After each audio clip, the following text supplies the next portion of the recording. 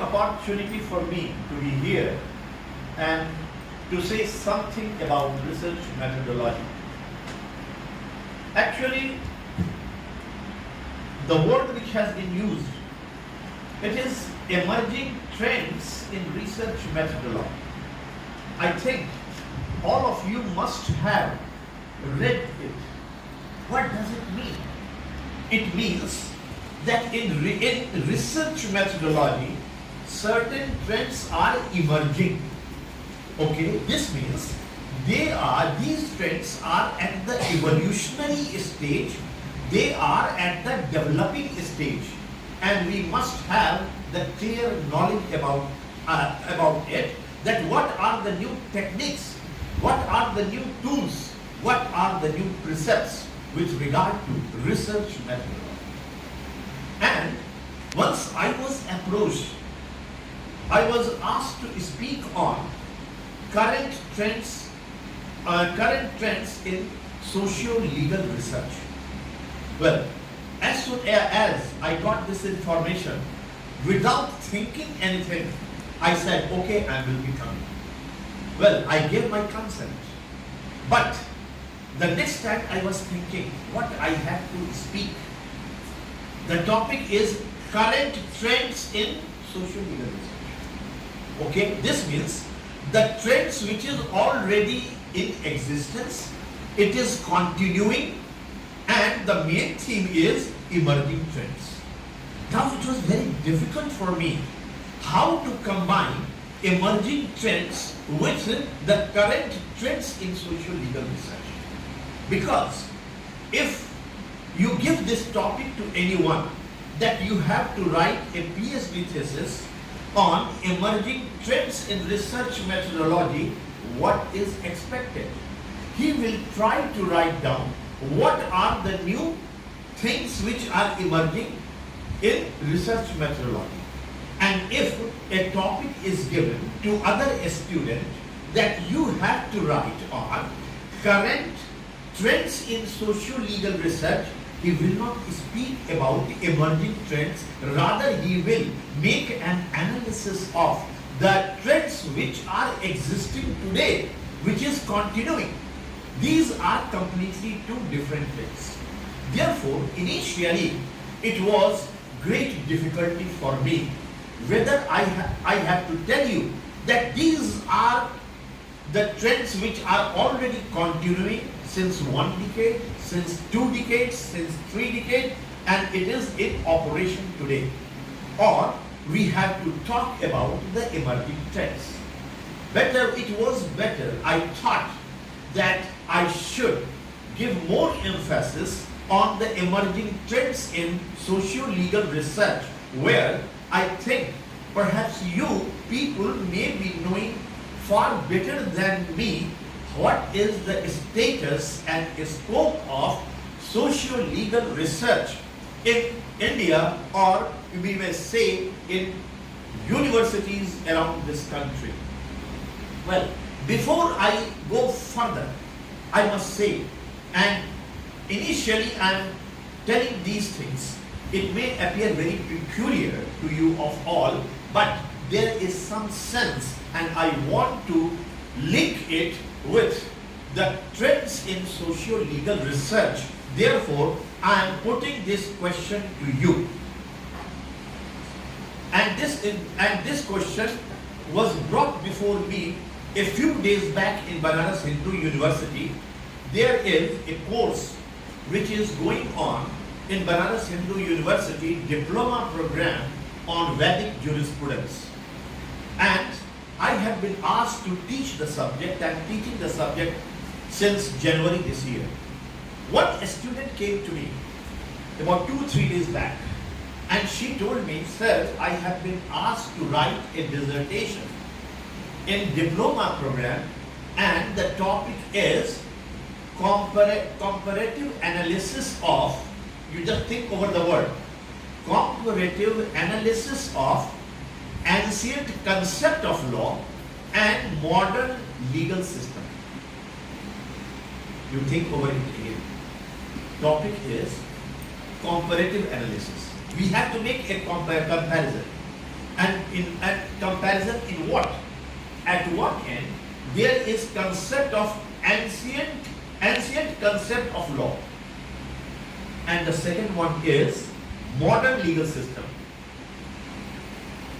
Can anyone of you tell me whether this topic is good, or what are the merits in this topic and what are the demerits in this topic? Do you think it is a very good topic? Huh? Yeah. Okay, very good. Very good answer. But it is not expected from you. Comparison. Comparison will be made simultaneously between two things which are of equal nature. One, we have to compare concept of law in ancient India. Okay, that is the concept of law. And concept of law is to be compared with modern legal system. Modern legal system is different thing. Concept of law is different thing. How comparison can be made? Concept is at the conceptual level, at the theoretical level, and the modern legal system is at the practical level. Now the problem is, the supervisor might have given a wrong topic. And if there is a wrong topic, it will create problems to the student how to start with this research. And I said that this is the demerit in your topic itself. If you have to start the topic, either you make a comparison of the ancient law in India with modern law in India, or comparison between ancient legal system in India and modern legal system in India.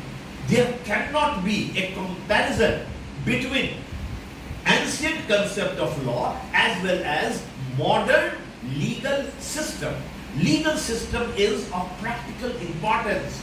Concept of law is of theoretical nature, and both cannot be compared. And if any attempt of comparison is to be made, it will result into a bad research. I have brought this question to this issue before you, and now I will switch over to my topic: the current trends in legal education, current trends in socio-legal development.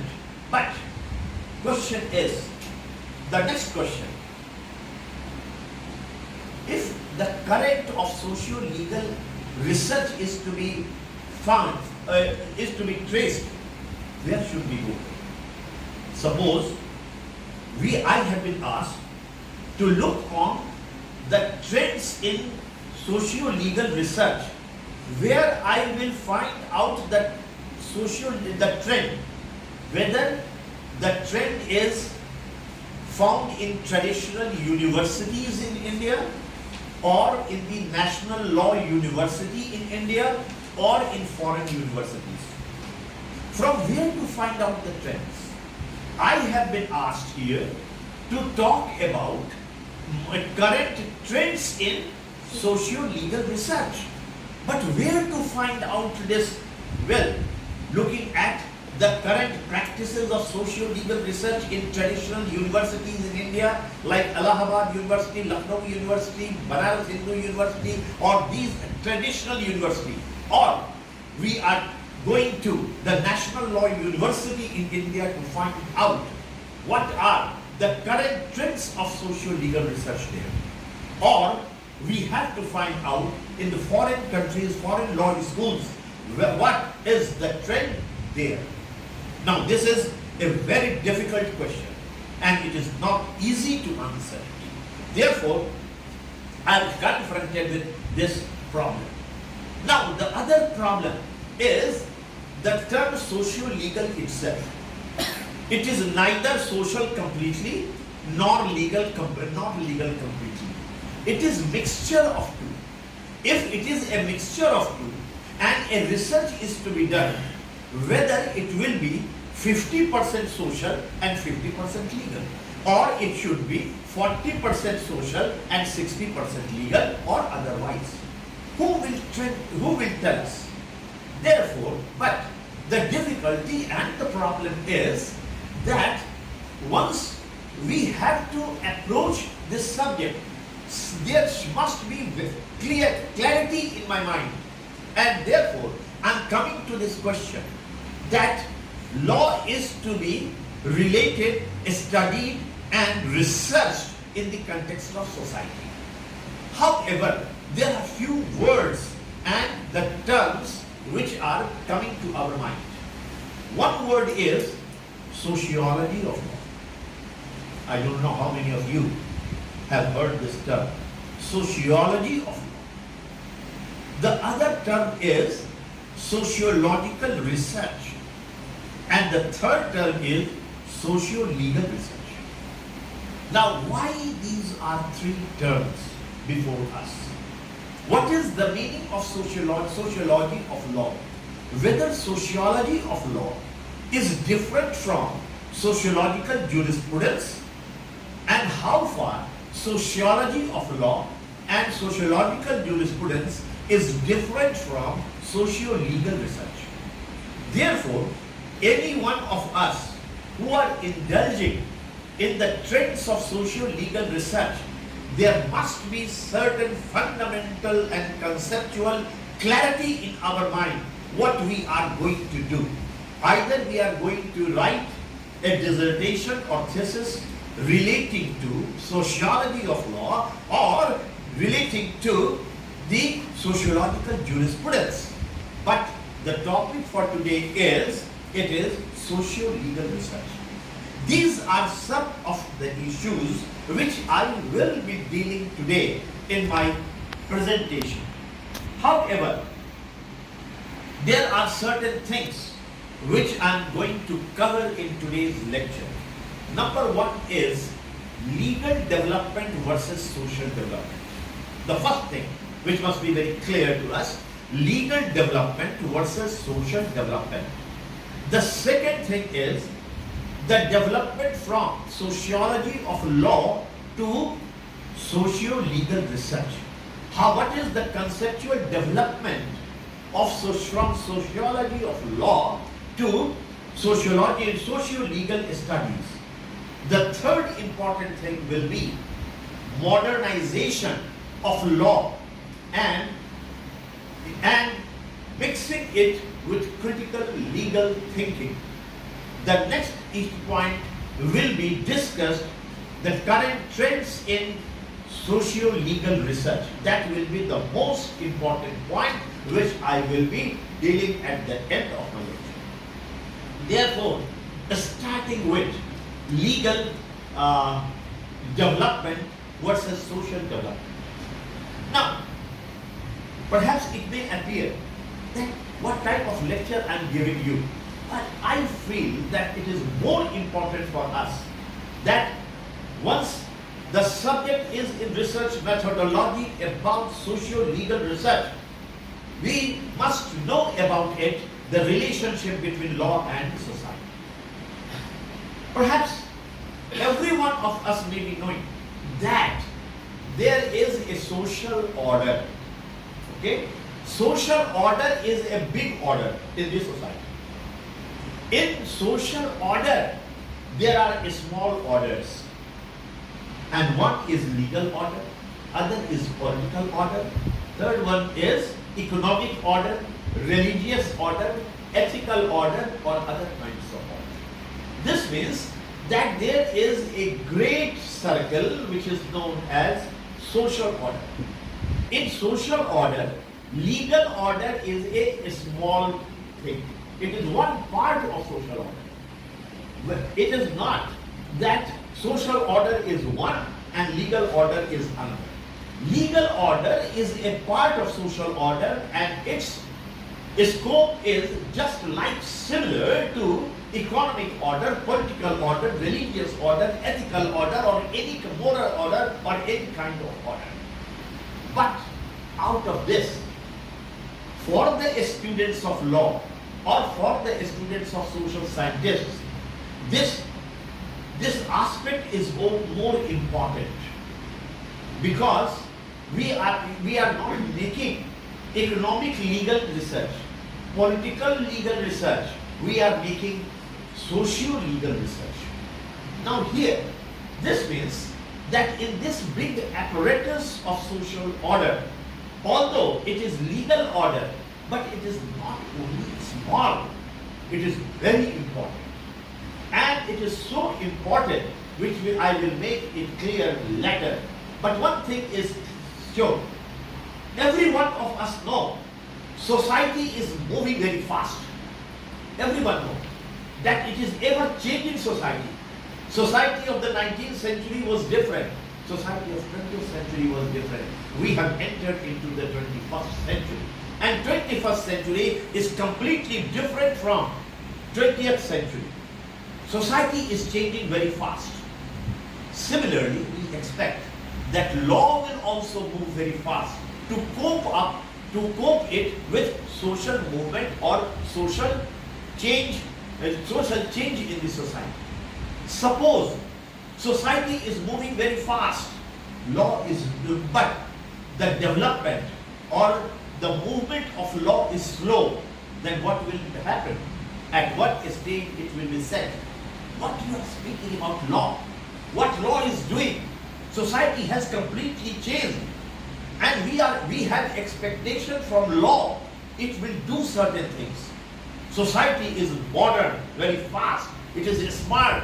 It is moving, but law is moving very slow. Now, how to cope up with it? The problem is that once we say something is changing very fast, perhaps there are elements of modernity. It is modern, it is changing very fast. But those which are moving very slow, perhaps it is static. It has perhaps no relevance. But why it is so? It is quite possible that the tools, techniques, and the instruments of law are of such nature by which law cannot move very fast. It is not the problem of law, it is not the problem of legal order, but there are certain contents in law or legal system or legal institutions that it creates obstruction, the problem in the movement of law. However, what happens? Law will have to adjust with social development. If society is changing very fast, law is not developing. Law is not in conformity with those social development and change in the society, and perhaps there will be a strain, there will a great stress on law, how it will function and how it will work in the society. And generally what happens? Law is threatened. There is a threat on law that there is a strong upheavals. There so much drastic changes are taking place in the society that it is creating problem for the foundation of the society, foundation of social order. Now it is a great challenge before law, how to cope up with this drastic change, this upheaval that it is shaking the foundation of social order and society, and what is expected from law. Now this is a problem, and why I have said it, that you must keep it in mind once you do indulge into socio-legal research, that what are the problems in socio-legal research with regard to these mechanisms of modernism and modernism of society and conservatism of a law or legal system or law society.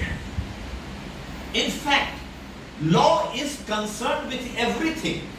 It is very peculiar. There is a social order. In social order, there is a legal order, political order, economic order, religious order, ethical order, many times. But the thing is, law is concerned with everything. Law is concerned with political order. Law is concerned with economic order. Law is concerned with religious order. It is concerned with ethical order. And what is expected from law, and everyone in our society expects that law will provide certain form, certain structure to this political order, social order, economic order.